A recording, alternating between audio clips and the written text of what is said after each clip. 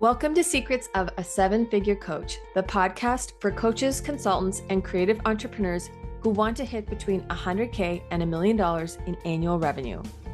I'm Beck Keane, your host and business mentor. On this podcast, I'm sharing the mindset, strategy, and energetics required to create a multi-six-figure business and beyond. Before becoming a coach, I grew 3 successful businesses. I'm an award-winning business owner who built and exited $1 million consulting firm and an industry-leading app that won awards back in 2016. And that all happened before I started my own coaching business, which has since generated over $2 million in lifetime revenue in part-time hours. I'm taking you behind the scenes from my very first 10K month to my very first 100K month. I'll also bring in coaches and consultants who have scaled their own coaching businesses so you can learn real-world tools and strategies from others who have walked the path. If you are a coach, consultant, or creative entrepreneur looking to 2 to 4x your revenue while also having an incredibly rich personal life, this podcast is for you.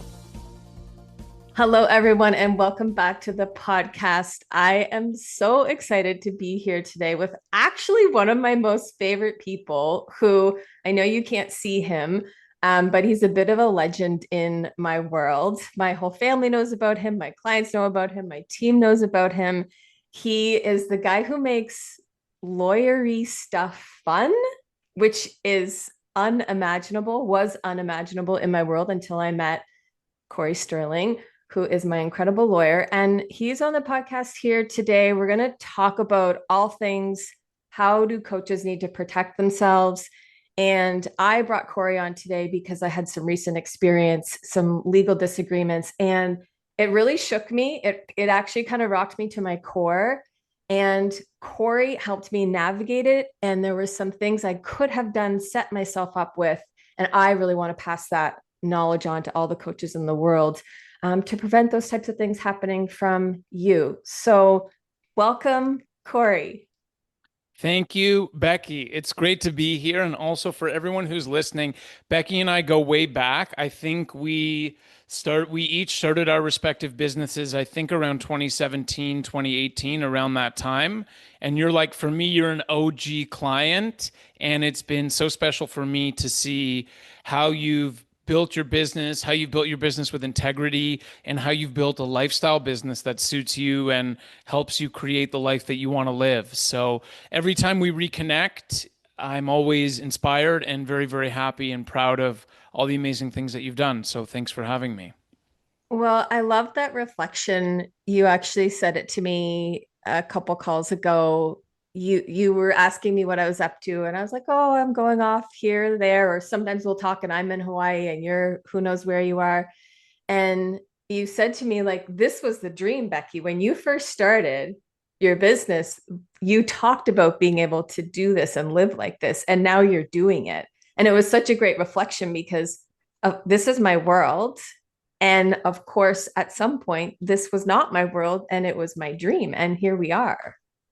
Yeah, it's so important to notice those things. And I found that in my own journey because a lot of the things that I do and how I live my lifestyle now are things that when I started my online law firm 7, 8 years ago, I just dreamed about it. Mm. And sometimes it's important to smell the proverbial roses or stop and pinch yourself and just remember, like, holy smokes, this is what I always wanted. And what's cool about other people and clients as mirrors is that, in seeing how you're living your life and how proud I am of you and how far I've seen you come, I also can use that opportunity for introspection as well and be proud of myself and the effort that I've put forth. So it's all groovy, man. It's all good things.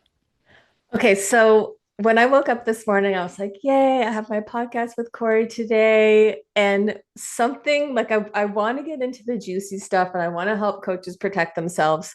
And I am so curious because all the lawyers I've met for, I don't know, real estate transactions, when I got incorporated, I'm trying to think of other times. Oh, I had a lawyer in a previous business where we did shares and all the things. It was like a very boring, dry experience.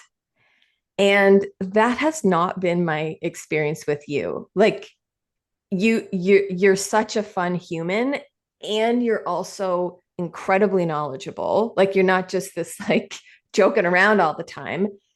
But I'm really curious about your journey into law. Like, because in my mind, you're just not the typical lawyer. And I'd love to know what motivated you to get into law. Law was something that was never in my horizon. Used to work in professional sports, so I worked for the NFL and I worked for a team in the NFL.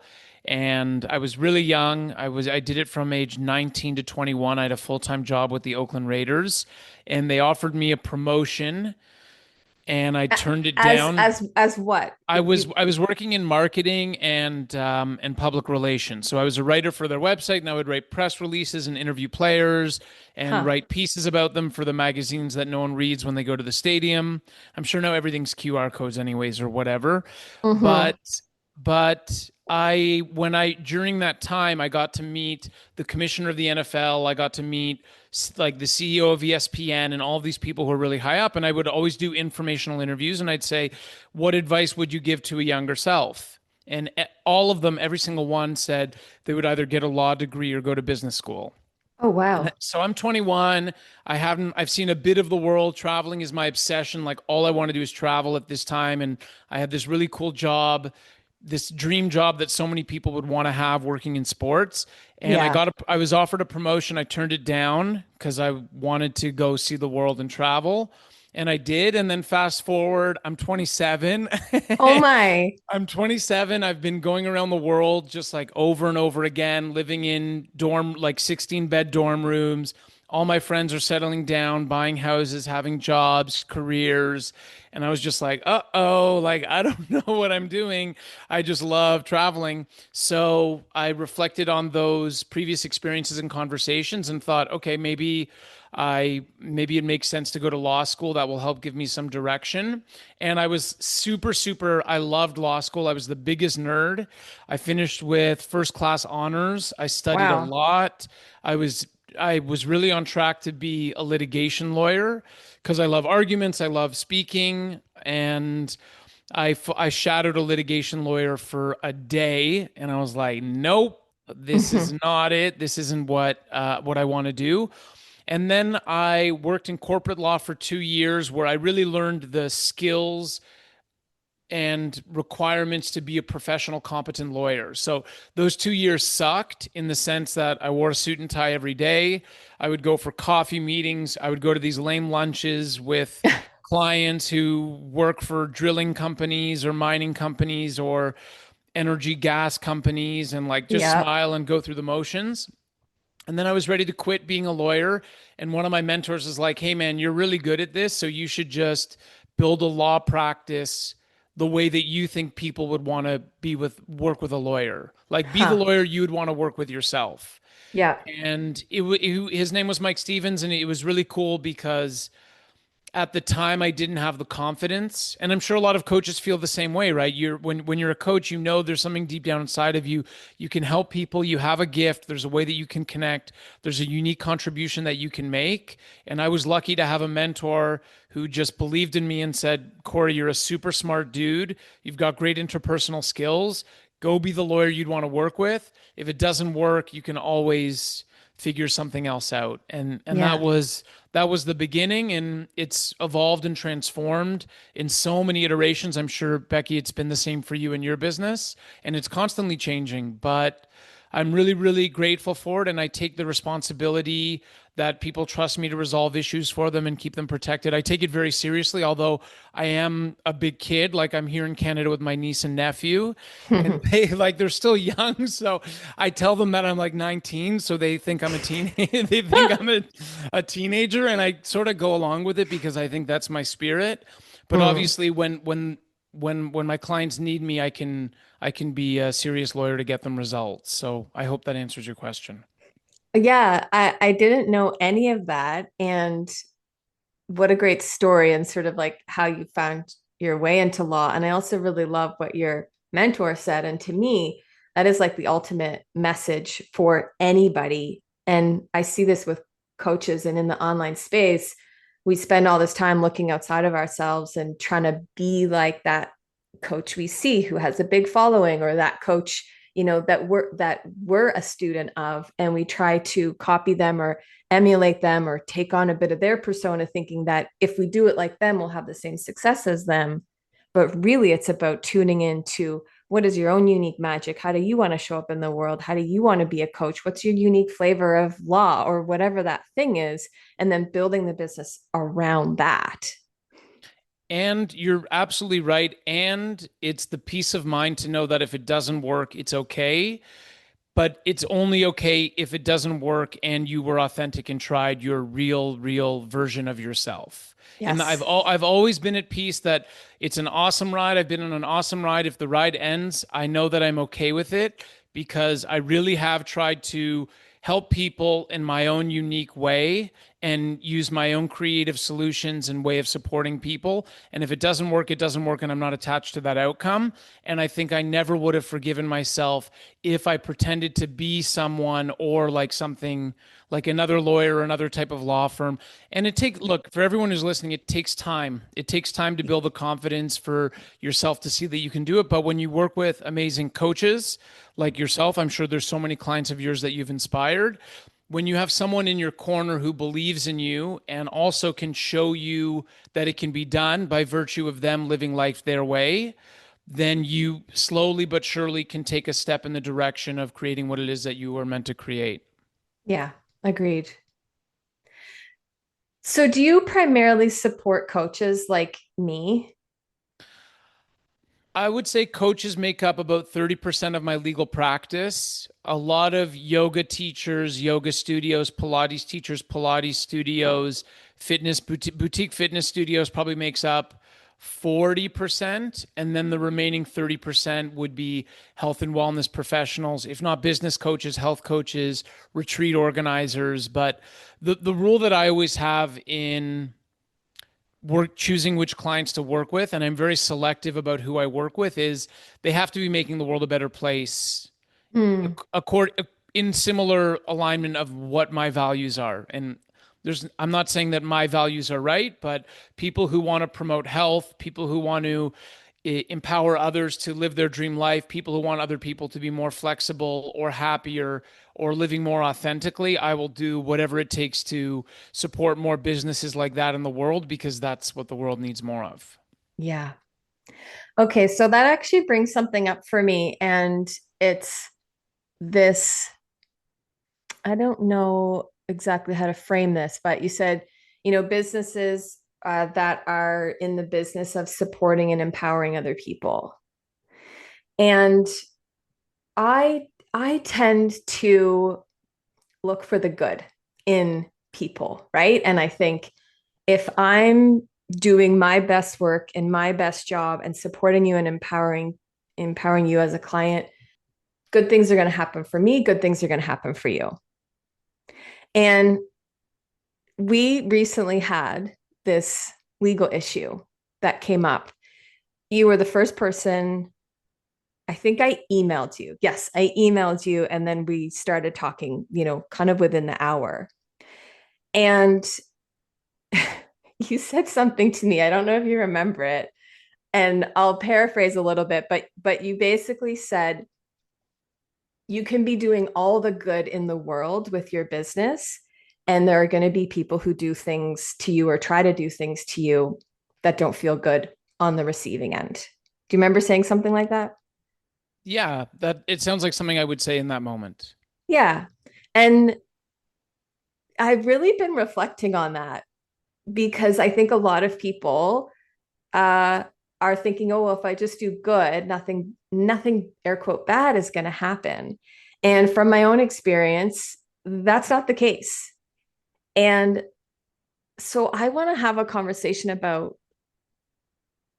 I don't want to say where did I go wrong, but like what can we learn from not just my experience that you supported me through, but the experiences that you're seeing, coaches mainly, because that's my audience. What are coaches having to deal with in the legal realm that they could be protected by? It's a really good question. And there's no logical correlation between the energy and intent of what you put out for your business and the possibility of what can be received or the arbitrariness of a person who you're working with. So there's no connection. Intuitively, we think there is and that there should be, but there's not. The That's like next such a mic drop moment right there. Like, pause the episode, let that sink in. I needed to hear that too. So, thank you for saying that. Yeah, with pleasure. And the thing for context for everyone who's listening, just so you know, it's been more than 8 years that I've run my practice. I've worked with more than 1,600 clients. I've never had a client get to the point of actually being sued, so I've been able to resolve all of the issues before actually going to court. And the first thing that I just want to say about what do coaches need to be aware about and how can I fix this and what can I do? You have to accept that it's your personal responsibility to ensure the professionalism of your business. If Mm. you're going to be a professional and you're going to charge people money, especially the more you charge, likely the more likely you are to come into problems. But you just have to you're thinking about the problem the wrong way. And the way that you're thinking about the problem is this is me and this is my intent and this is what I'm doing and I'm a good person and I'm helping people and therefore I don't need to worry about A, B, or C. The way that I think about it is very simple. Get a proper accountant, get a proper lawyer, do everything properly from the start, be in control of the situation. That's it. We're adults. It's called the cost of doing business. If you're going to put yourself out there and you're going to be operating a business, you need to have legal agreements. You need to make sure you're working with an accountant who understands what you're doing and how you're doing it. And if anything happens because you haven't taken those steps appropriately, the responsibility is on you. I Mm. understand. I understand. And this is the issue where the issue starts is to be a coach, there's no official coaching school. There's Yeah. no the state of California or the province of Nova Scotia does not have a governing board that says in order to become a coach you need to do ABC, and this is governed by a piece of legislation that outlines all of the rules. And then if there was, that school could have a component that taught you entrepreneurial essentials, in which case one of the first lessons you learn would be about law. But everyone skips all of that, and people just they decide they want to be a coach, or they find an online program that they want to be a coach with, which is awesome. And these are the people I work with, and these are the people that I understand. And I've done a life coaching program myself. They didn't teach me anything about waivers of liability, about membership programs, about how to protect intellectual property. So the Yeah. first thing you have to acknowledge is, cool, there are some things that I don't know about and I didn't learn about.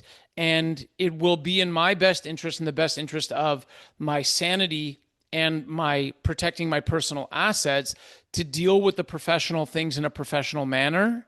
And by virtue of doing that, I set myself up to succeed so that when an issue comes up, I have a lawyer I work with. I send the issue or the question to them, and then it becomes their problem, right? It's like when you and I work together, once you sign up, now it's my problem to take care of it. It's no longer your problem. And so there's just that gap in information. And I think everyone comes at it from the wrong angle. And the right way to think about it is, what do I need to do to operate a professional, healthy business? Does it suck paying thousands of dollars sometimes? Yes. Is that better than the possibility of getting sued and the uncertainty and the increased cost for that? For sure it is. But just like we got to grow up, we're running a business, we're accepting money, you're playing the game, you're playing society's game, and society's rules apply. And you should work with experts who understand those rules as best as possible. And for someone like me, and I would say the majority of my clients would have legal agreements in place, myself included. I had legal agreements, they'd been signed, things were outlined. And looking back, we found gaps. And it had been, I don't know, 6, 7, 8 years since we first put my legal agreements in place. And one of my, mistakes was that I didn't get those updated over the last, things have changed and evolved in the industry, and I didn't stay current with that. And that's, of course, on me. But maybe can you shed a little bit of light onto kind of what has shifted and evolved in the landscape for people, and for specifically coaches who do have legal agreements? what have we forgotten and what is now needed that we can put in place to better protect ourselves? What is now needed to actually give a nuanced, detailed answer would take way too long, but I can just Okay. give one example of something that's changed. And the answer is that it's like, would you drive a car for 6 years without getting it serviced? No, I No. wouldn't, And Cory. yeah, and yeah. So you wouldn't. And so it's the same thing with legal agreements in the sense that the laws are always changing. And because the laws are changing, you in the same way you're not going to be the one to fix your car. You're not going to Right. be the one to fix your legal agreements unless you're super keen and you really, really want to do that. But as an example, there are laws that changed at the start of the year by the Federal Trade Commission called click to cancel laws. Yeah. And really, really simple and basic. The laws changed in the sense that anyone who is accepting money on a subscription basis, so you're Uh, charging someone every time on a day of the month consistently, and someone's paying you, they agree to a 12-month contract paid in 12 different 12 monthly installments, whatever it is. Government's like, hey, because the way that e-commerce has changed and the way that everything has changed and how society operates and how all this falls under consumer protection, which is government's attempt to help people who are buying things, mhm. right? Cool. The system's changed. We have to update the system with new laws. The contracts need to reflect that they're following the new laws that are coming into place. And as another example, AI. And now, like we're at Conscious Counsel, now we're selling a lot of AI disclaimers. Yeah. A lot of people are using AI. There's issues that's coming up with copyright infringement. People have programs. Participants in coaching programs are going into the coaching program, taking the manual, filtering it through AI, coming up with their own product, trying to sell Mm. that. I've seen everything. So if the question is how has law changed and why do agreements need to be updated? A, the laws are changing, and B, the way that people are behaving is changing. And for Yeah. me as a lawyer, it's everything was pre and post COVID in the sense that like pre COVID, everything was like pretty normal and standard. And like I had 3 years of things not changing so much. And then suddenly after 2020, everything changed. And now things are being recorded, things are online. And also like just to show that law is a breathing and living thing, the test for independent contractors has completely changed. It's changed like 3 times in 2 years. And so again, these are things that the average coach is not going to spend their time reading articles to understand what's changing and how and why things are changing. But things are changing and you need to be aware of it. And it's the same way, like if I have a car that I'm not taking in for service, I have to understand that there's going to be a problem. When the problem comes up, do I want to be the one to figure out how to fix this issue with the car, or do I just take it to the mechanic? So I'm Yeah. sort of in that way, it's my responsibility for all of my clients is to keep them up to date, to make sure that their documents are reflecting the latest changes, and yeah, and just supporting and making that as user friendly as possible.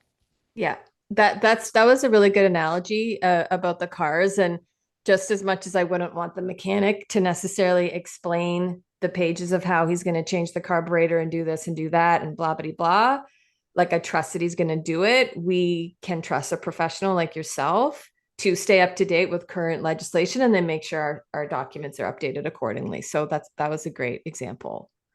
Yeah, it's for me, I get it, and I'm like you, and I'm like everyone who's listening, where I don't know. I know a lot about a very, very specific area of law, but like as a business owner, I'll just talk about my accountant. Like I don't know what's going on.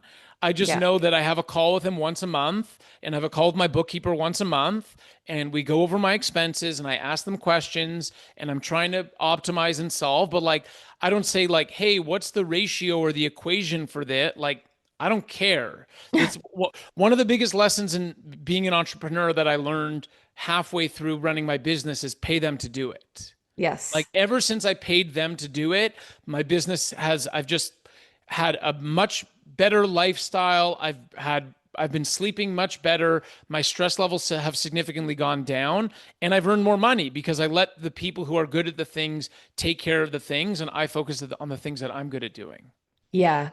Something I said to my team member after we had our last meeting with you, I think I messaged her and I was like, don't you just love him or something like that? And she's like, yeah, he's the guy I would want doing my documents. And we just had this like conversation about the relief of handing something over to someone who you know is competent and can take care of something for you. And I had actually, it wasn't until I reflected back on this, but because of my recent legal disagreement, I was feeling nervous about selling. And bringing you back on board to redo our contracts, I'm like, I'm going to feel so good having these in place. I'm going to feel bulletproof and I'm going to feel protected. And that if something comes up again, knowing the likelihood is there, right? Because I'm online business owner and doing all the things you said, I'm going to be protected and I'm going to be better, like have that foundation underneath me. it firstly it's very kind words, and like my encouragement for you and your team member, it was a really fun call. I remember we saw her dog Yeah. on the call as well. But it's just like, if for the first thing I'd say is like, if that's how you felt on the call, that's how you're going to want to be for your clients, right? Like you want them to feel that same relief. Yeah. But look, that issue of not feeling confident or secure, which then subconsciously, in your case consciously, but it's initially it was subconscious, but then it was Yeah. conscious. That whole feeling of like, I don't really feel confident putting myself out there, that is a very real thing. And a lot of the Yeah. times when I'm speaking to new clients who are just starting, the benefit to them working with a lawyer is not only that they're getting legal agreements at best practices and great support and we're making it easy and fun for them, but now they're like, okay, cool, I can actually go do this thing. And if Yes. someone's going to sue me, someone has my back. And for you, Becky, the way that you should feel is, if there's an issue that comes up, it's my problem. Like, you flip me that email and you're like, hey, this thing's happening with this person. Can you help me? Cory and team, can you help me? Can you support? We'll hop on a call and we'll figure it out, because every time I've been part of a problem, I figured it out. So I'm Yeah. always going to figure it out. And then it's just like, pour gasoline on the fire and scale your business again, get as many clients as you want. And like, are there going to be bumps in the road? Anytime you're growing, there's going to be bumps in the road, but you just know that you have the support in your back pocket, and that it's invaluable. There are so many sales you're able to make when you have that certainty around your legal position, that it just makes it a no-brainer. Yeah, and math wise, it's like you make one sale to cover the cost of that legal bill. It is a no brainer. That's the fun of being an entrepreneur. The Yeah, fun of being an entrepreneur is like, you can work with awesome people or hire a new coach or get a new computer or whatever it is that you want, and you're like, oh cool, like I just need half a sale in order to cover this, yeah, which is great because then you're in control, and of everyone, you know how to sell, so it's all yeah. good. I love me some sales. Yeah, yeah. I love selling is fun, absolutely fun for me, and even more so, selling to the right people and having that confidence that you talked about. Yeah, it's the thing I'm most proud about for my business is we're now at 444 5-star Google reviews. Wow. So we're on 450, was a half year goal, so we're a little bit behind. But it's like, when you get the same result 444 times in a row, get me on any sales call and I'll be like, yo, I got you. Like, Yeah. there's no doubt that it's going to happen or not. And it's great because you see, like, exactly this, what you've shared with me in this call makes my job so gratifying and fulfilling, that I know that you're going to go out there and be able to help more people, and you have the confidence to really shine your light. And that was always my idea when I started. I always had a pay it forward model where it was like, okay, I'm not the greatest coach, I'm not the greatest this, that, or the other, but if I can let other people be the best version of themselves and make, like, Mm, that's my pay it forward model. That's my why for my business. yeah. Before we wrap up, can I ask you two more questions? Yeah, for sure. We're doing it.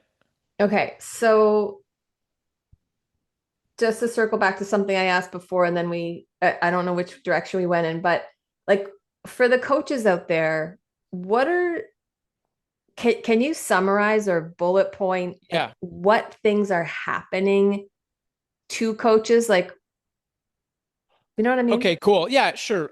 Briefly put, this is what I'll say. If you're curious of what legal documents you need in place, think about the different relationships you have. So you have a relationship online through social media. If you're using AI, you have a relationship with AI. You have a relationship with your team, if they're contractors or employees. You have a relationship with your clients, whether it's one-on-one, whether it's group, whether it's an online course. The other relationship you also have with your brand Mm, is, you have a brand name. It makes sense to trademark it, to protect it, to make sure you have exclusive use. I could tell trademark stories forever. Like I just have so many trademark stories. But if the yeah. question is what's happening in the coaching world, okay, from the perspective of a coach, the issues that I've seen are they don't register their program name for a trademark, and then someone else takes it, registers before them, and then sends them a cease and desist letter so they have to stop using it. Yeah. I'll have disruptive clients who enter a group program and will ruin or sour the experience for other people, and coaches who don't have the right agreements aren't able to manage that situation and kick them out appropriately. Or if they do, there's a question about if a refund needs to be given and for what amount. Mm, I have issues, a lot of issues around copyright protection and licensing agreements in a coaching agreement, in the sense of this is my information, I'm letting you use it. If you use it for any personal commercial purpose, this is the process. You pay my legal fees. ABC.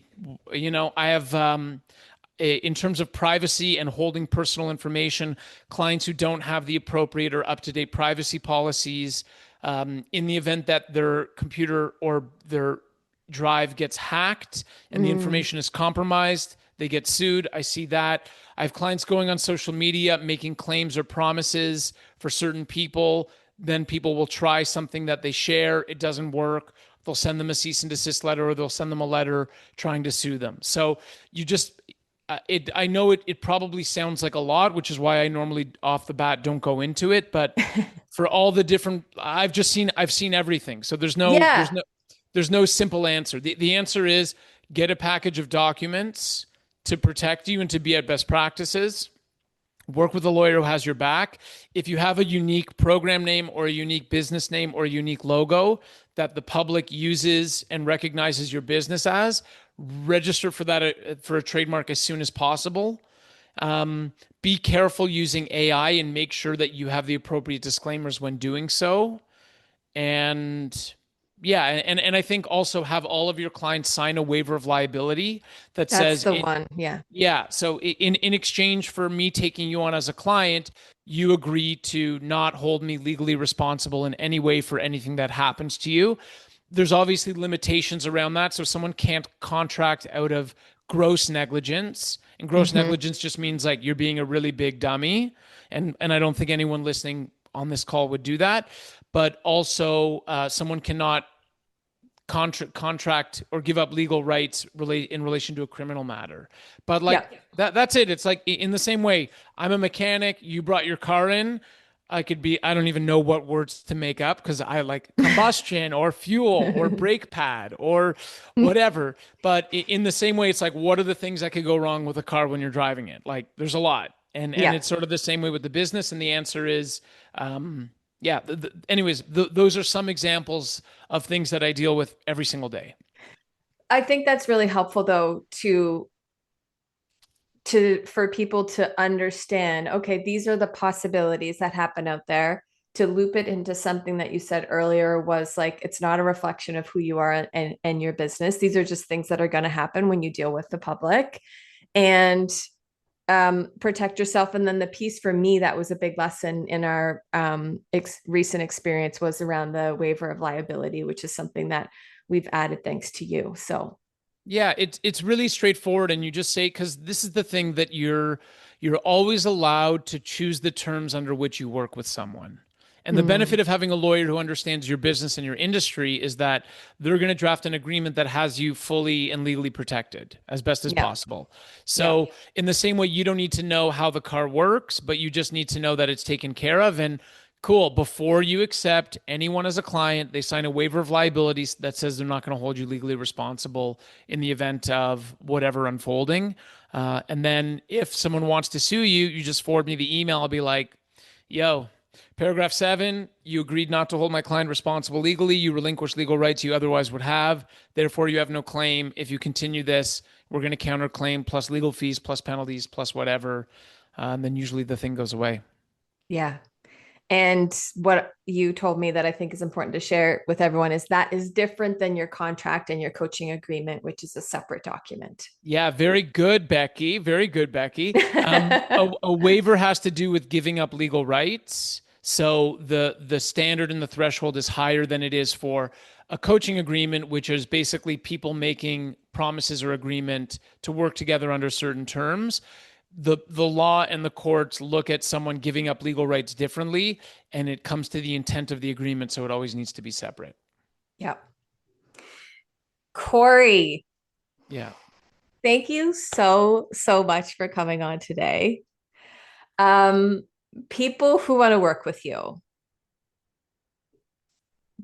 what should they do? Can they go buy some templates? Can you write them new contracts? What can you do? You can just follow us on Instagram at Conscious Counsel, and just follow us and shoot a message and be like, "Hey, I heard you on Becky's amazing podcast. I'd love to chat with Cory, and I'll be and happy." and something I've told a few people is who are like, oh, I have contracts. And I was like, yeah, you should probably get them reviewed. And I would think you probably do some kind of review to then say, hey, this is where your gaps are and this is how I can help you. Is that Yeah, accurate? we have a free legal assessment as well. So anyone who comes to us from a well-known source, in this case Becky's community, we're happy to like just shoot us a note and be like, "Hey, I heard you on Becky's podcast. Do you mind looking at my agreements and let me know?" And then Yeah. I'll go through the agreement, record a Loom video, and let you know my thoughts. Most 9 out of 10 times, the agreements are inadequate. Yeah. But that's okay. And that's how it goes, because the game that I play for my clients is best legal practices. So I Yeah. don't play anything less than that. But Yeah. would love to, happy to look at anyone's agreements and support them, and also just like say hi. And I hope that whoever's listening enjoyed the episode. I would highly recommend people who are listening in my world who have agreements, like get a free audit. It would have protected me. And, I will never not have annual reviews of my documents going forward. Anybody that I have referred Cory to has come back to me and said, thank you so much. I didn't know having agreements could be fun. And yeah, just so happy to share your name and your work. You also have a membership launching at some point, I think. Yeah, we launched the membership in the start of August, so it's called Conscious Counsel Plus, and it's for existing clients. And we do basically every 3 months, we'll automatically update all of your documents for you and include whatever edits or revisions or support you need. And in the event that there's an issue, we give you priority treatment, and you also get reduced pricing. You get member pricing. So it's been cool. It's something that I wanted to launch for a long time because I know it's what my clients need, and it's been very well received. And our members have signed up and have loved it. So we're going to keep rolling with it. Okay. Well, we'll put some links in the show notes, including your Instagram and how to get in touch with you. And, on like for me, thank you for being on the podcast. And also on behalf of the listeners and everyone who's now going to be legally protected, thank you from them. I hope you have a wonderful rest of your day with your nieces and nephews. I think you said both. Yeah, it's going to be, we're looking at I've got a bit of work to do. I've got a couple clients who are going through some issues, but then I'm back to teenager mode. So love it. Yeah, we're on the lake. There's a trampoline on the water. And, yeah, I'm a big kid, so I'm enjoying that. Amazing. Well, thank you so much, Cory. Thanks, Becky.